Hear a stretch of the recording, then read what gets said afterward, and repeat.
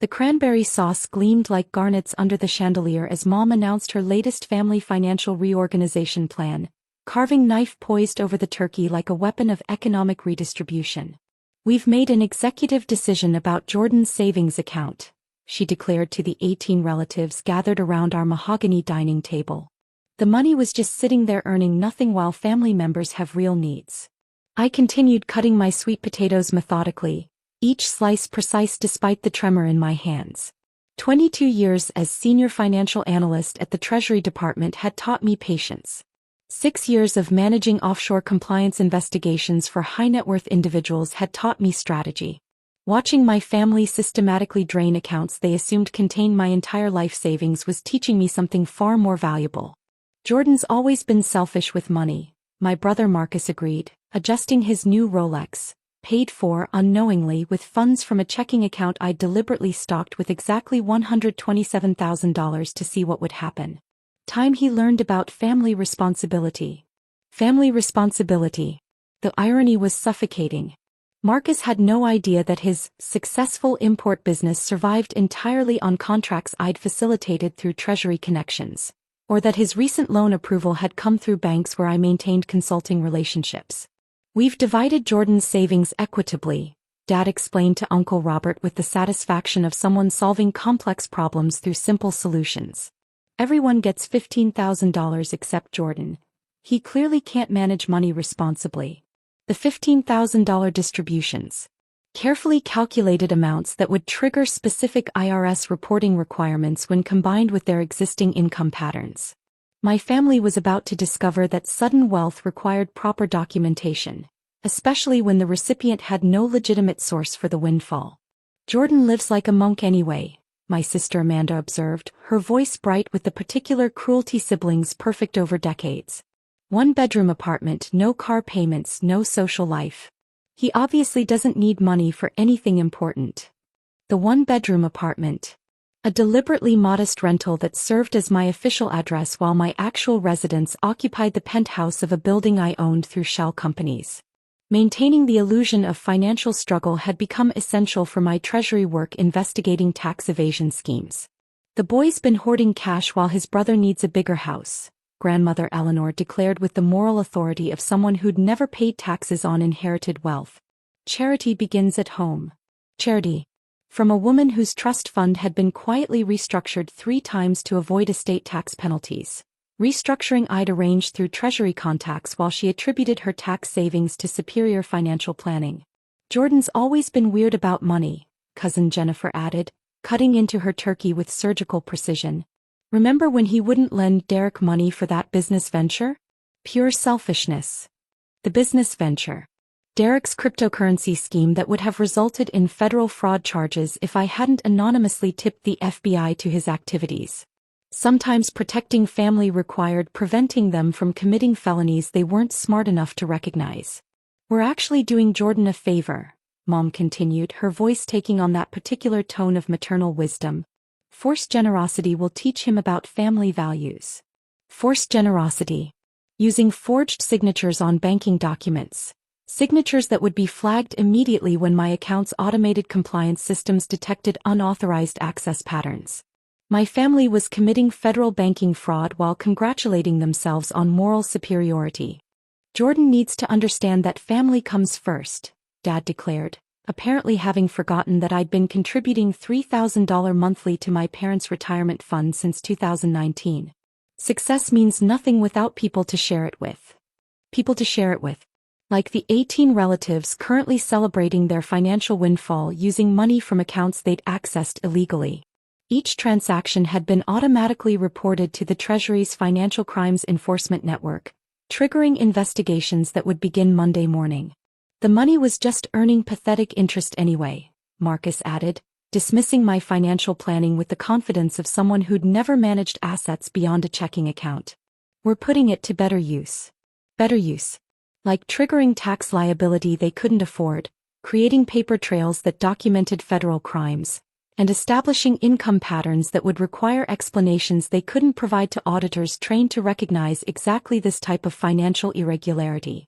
The celebration continued with testimonials about their improved financial situations, each comment deepening the irony of their criminal behavior disguised as family solidarity. "Derek's finally buying that truck he's wanted," Aunt Patricia announced proudly, apparently unaware that sudden cash purchases required documentation of income sources.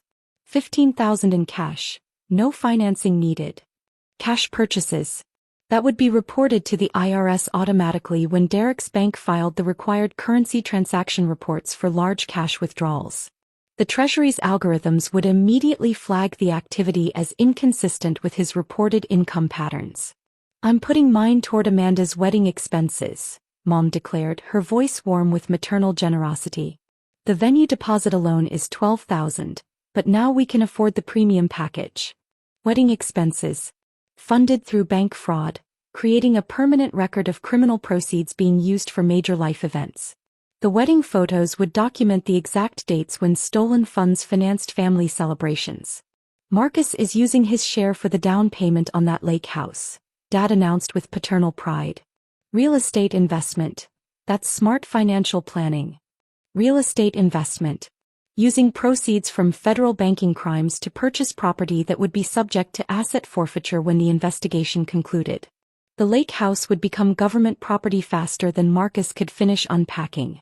"The best part is Jordan can't waste the money anymore," Uncle Robert observed, raising his wine glass in toast to financial liberation. "Sometimes you have to save people from their own poor decisions." Poor decisions. Like failing to report $270,000 in sudden income to the IRS, creating bank records documenting conspiracy to commit wire fraud, and establishing money laundering patterns that would trigger RICO investigations spanning multiple family members. "Jordan's always been too conservative with investments," Cousin Jennifer added, apparently having developed expertise in financial planning during her career as a dental hygienist. "This forced diversification will teach him about taking risks." Taking risks. Like the risk of federal prosecution for bank fraud, tax evasion, and conspiracy charges that carried mandatory minimum sentences exceeding their collective ages. "My family had unknowingly enrolled in an advanced course in federal criminal law. We should have done this years ago," Grandmother Eleanor declared, her voice carrying the satisfaction of elderly wisdom applied to complex problems. "Hoarding money never helped anyone." Hoarding money. While my actual investment portfolio generated enough daily returns to fund their entire extended family's annual expenses. The $127,000 they'd stolen represented approximately 43 minutes of passive income from assets they couldn't comprehend. "Jordan will thank us eventually," Amanda concluded with sisterly confidence. "Sometimes people need forced lessons in generosity." Forced lessons. In federal criminal liability, tax law compliance, and the difference between family assistance and bank fraud. The education was about to become more comprehensive than they'd anticipated. The revelation came through Agent Patricia Hernandez, senior criminal investigator with Treasury's Financial Crimes Enforcement Network, who arrived Monday morning with a team of federal agents and briefcases full of banking records. "We're here regarding systematic financial crimes involving the Jordan Chin accounts," she announced to my family gathered in Mom's living room, badges gleaming under the morning light streaming through windows that would soon require new owners. The silence was broken only by coffee cups clattering against saucers as 18 relatives simultaneously realized their celebration weekend had become evidence in a federal investigation. The unauthorized transfers totaling $270,000 triggered automatic alerts. Agent Hernandez continued, consulting documents that detailed every transaction with forensic precision. "Mr. Chen's accounts are monitored under federal anti-money laundering protocols." Marcus found his voice first, though it emerged as barely a whisper. "Jordan works for the government?" Senior Financial Analyst, Treasury Department, Agent Hernandez confirmed, apparently working from comprehensive background files. Specializing in offshore tax evasion investigations and high-net-worth compliance enforcement. The irony was exquisite.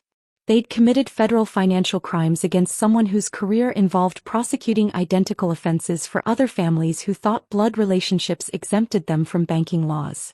The forged signatures and coordinated withdrawals constitute organized banking fraud, Agent Hernandez explained, spreading documents across Mom's coffee table like evidence in a courtroom. Each family member faces charges for conspiracy, wire fraud, and tax evasion.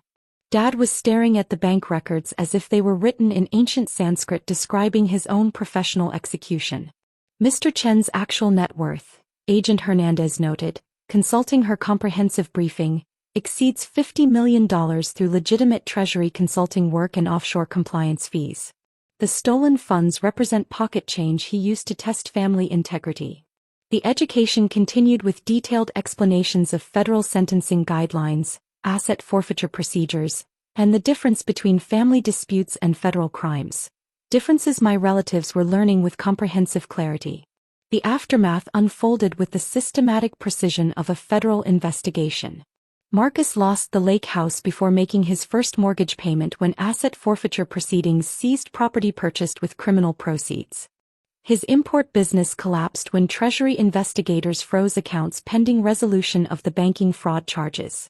Amanda's wedding was postponed indefinitely when venue deposits paid with stolen money became evidence in federal court.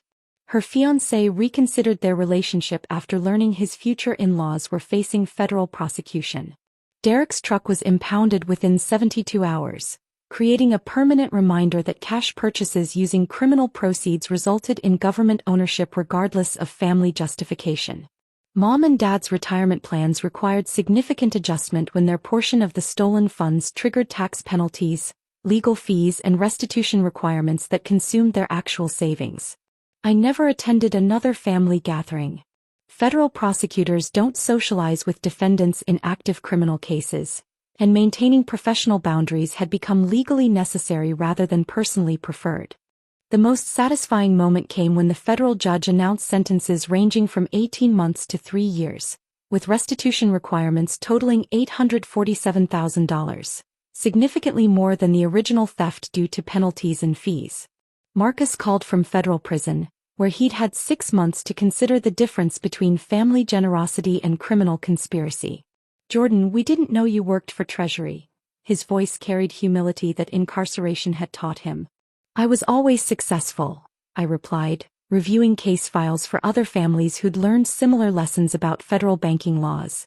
"You just preferred assuming I was financially incompetent." The silence stretched across our monitored prison call, heavy with federal convictions and forfeited assets. "Family responsibility," I added before disconnecting, "includes understanding that stealing money remains theft regardless of blood relationships." Some lessons in financial respect required federal enforcement rather than family discussion. My Treasury career continued advancing while my family learned that criminal behavior generated consequences extending beyond temporary embarrassment. The $127,000 they'd stolen had cost them everything they'd actually owned, plus several years of federal supervision. Federal banking laws operated independently of family dynamics, treating theft as criminal behavior regardless of holiday traditions or assumed financial authority over relatives' assets.